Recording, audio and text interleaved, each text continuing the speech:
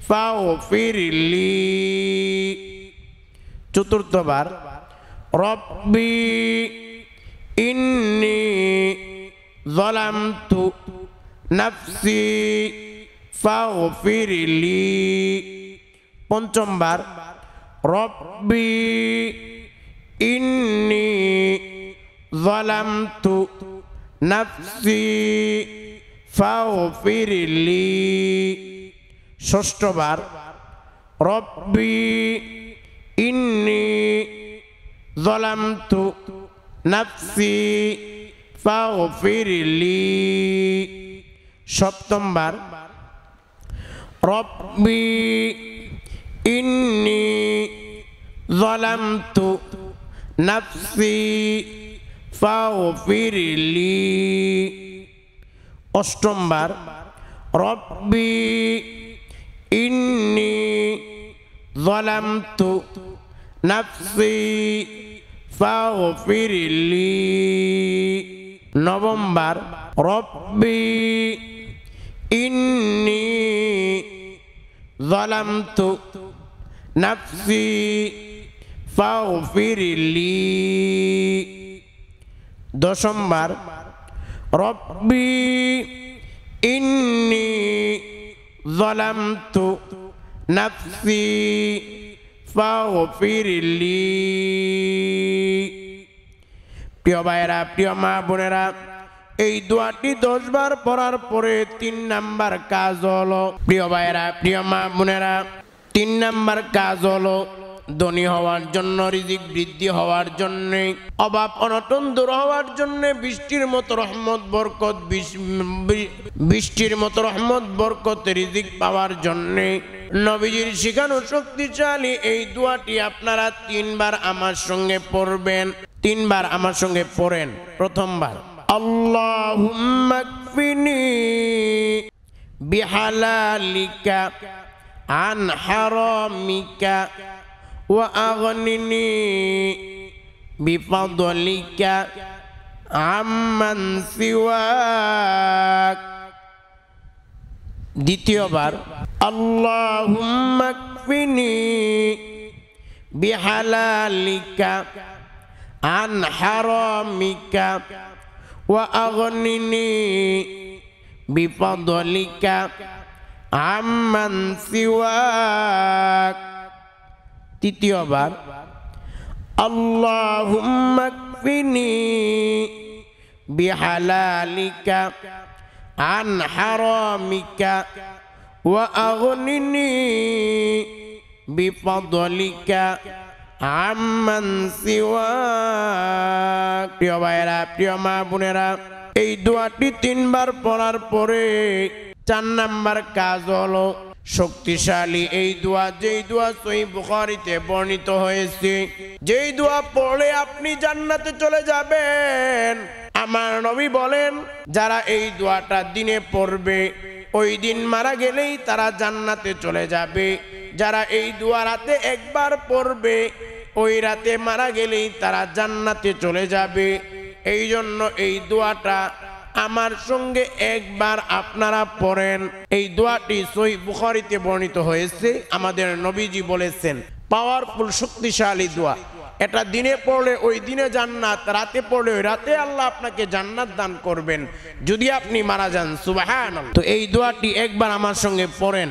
আল্লাহুম্মা আনতা রব্বি লা ইলাহা ইল্লা আনতা খলাকতানি ওয়া আনা আবদুকা ওয়া আনা আলা আহদিকা ওয়া ওয়াদিকা মাস্তাতাতু আউযু বিকা মিন শাররি মা সানাতু আবুউ লাকা বিনি'মাতিকা আলাইয়া ওয়া আবুউ লাকা বিযানবি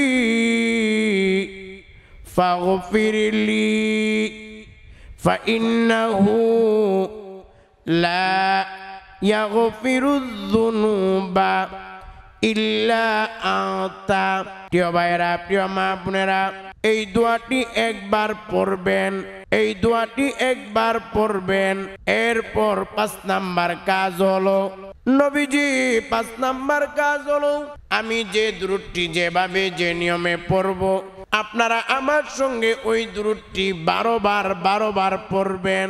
আপনারা আমার সঙ্গে 12 বার পড়েন। প্রথমবার আল্লাহুম্মা সাল্লি আলা মুহাম্মাদ ওয়া আলা আলি মুহাম্মাদ। দ্বিতীয়বার আল্লাহুম্মা সাল্লি আলা মুহাম্মাদ ওয়া আলা আলি মুহাম্মাদ।